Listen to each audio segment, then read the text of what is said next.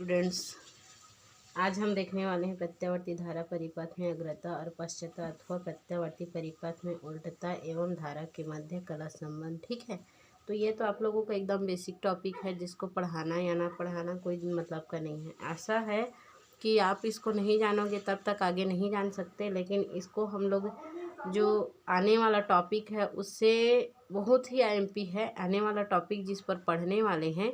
But ये जो है अपने एक पर्सनल टॉपिक के रूप में जो है इम्पॉर्टेंट नहीं है। बट ये जो आने वाला टॉपिक है जिसके बारे में आप समझेंगे, तो जब तक इस चीज़ को नहीं जानेंगे तब तक उसको नहीं समझ सकते। तो प्रत्यावर्ती धारा परिपथ अग्रता और पश्चता अथवा प्रत्यावर्ती परिपथ में उल्टता एवं धारा के मध्य कला संबंध देखते हैं। तो इसको समझने के लिए देखते हैं कि ये 3 कला में मिलते हैं। कितने कलम मिलते हैं? 3 कलम। पहला होता है समान कला में।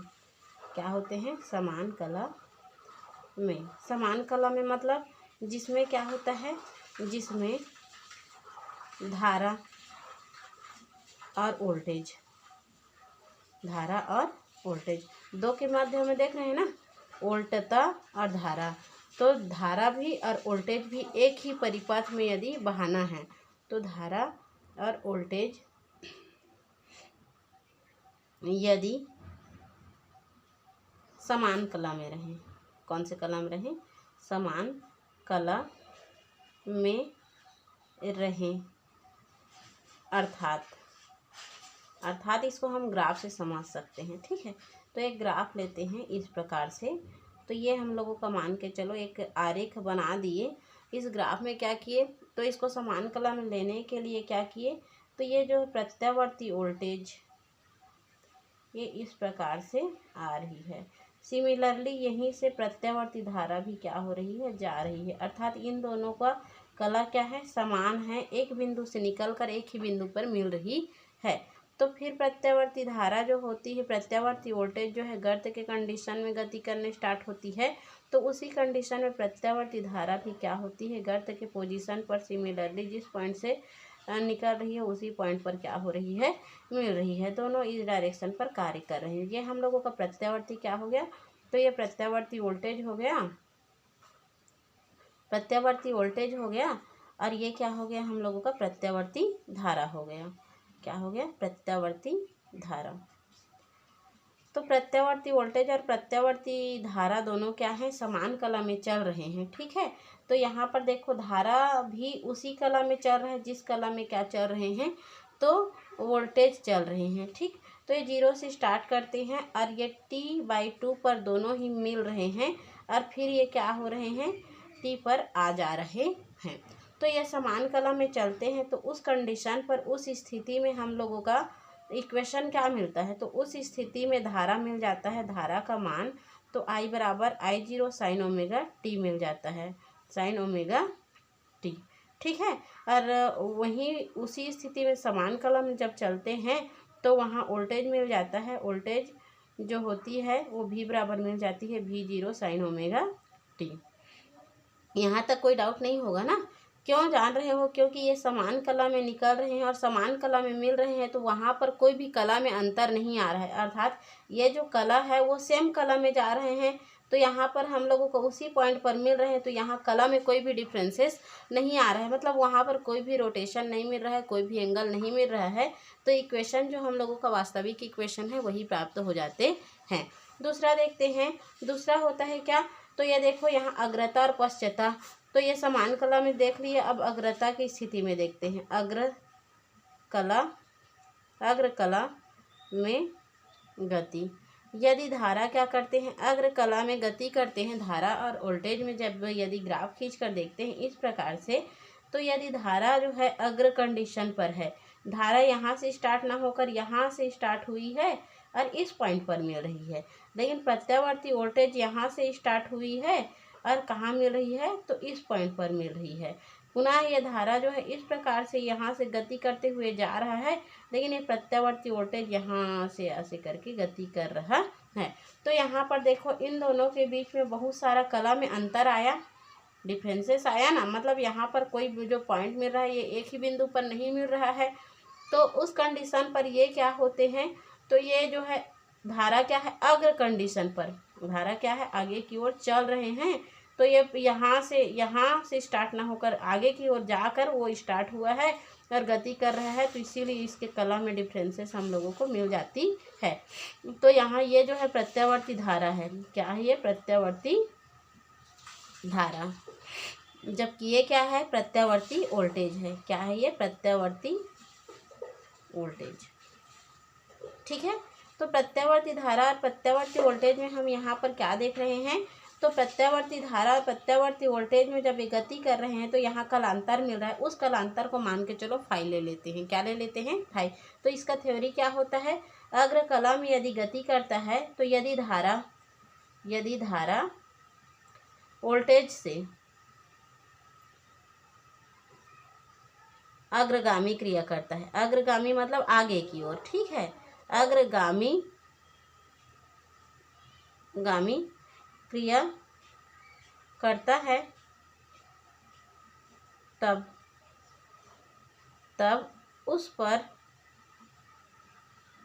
कलांतर उत्पन्न होती है, ठीक है। तो कलांतर उत्पन्न होती है, माना कि वह कलांतर क्या है, फाई है, माना कि वह कलांतर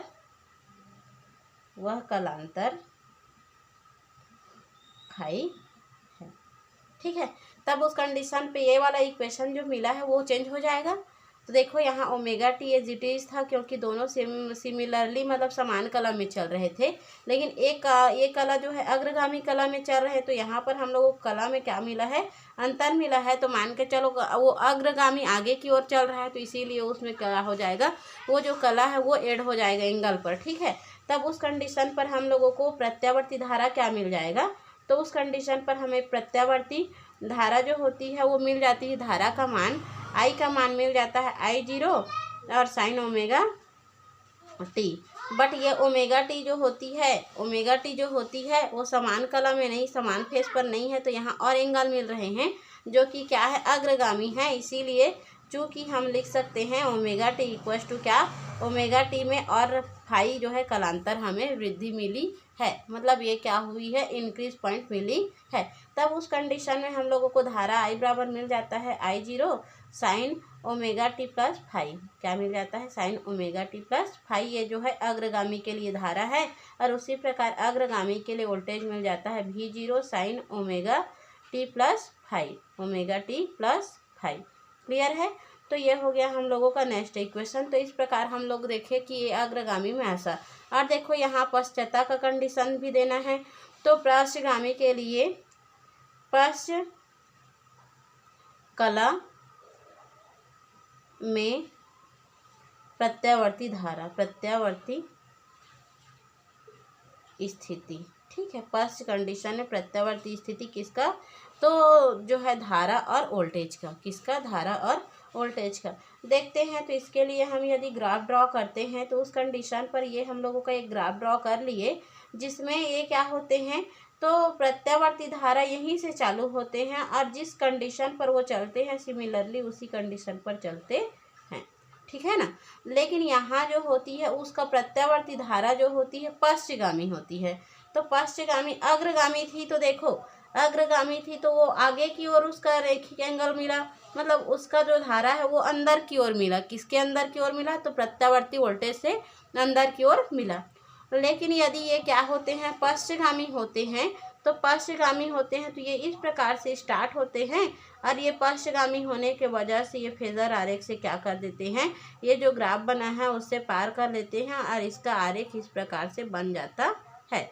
तो देखो यहाँ पर ये जो है इसके अंदर बनता है तो वृद्धि होती है, लेकिन इसके बाहर जो प्रत्यावर्ती वोल्टेज के बाहर धारा निकल गई तो वहाँ क्या होती है, तो वहाँ हम लोगों के कलांतर के मान में कमी आती है। तो माना कि वह कलांतर के मान में कमी क्या है, तो फाई है।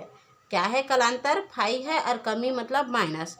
तो उस कंडीशन में इसका थ्योरी क्या हो जाएगा, यदि ये क्या है, यहाँ पर प्रत्यावर्ती वोल्टेज है और ये क्या है, प्रत्यावर्ती धारा है, ठीक है। तो लिखेंगे यदि प्रत्यावर्ती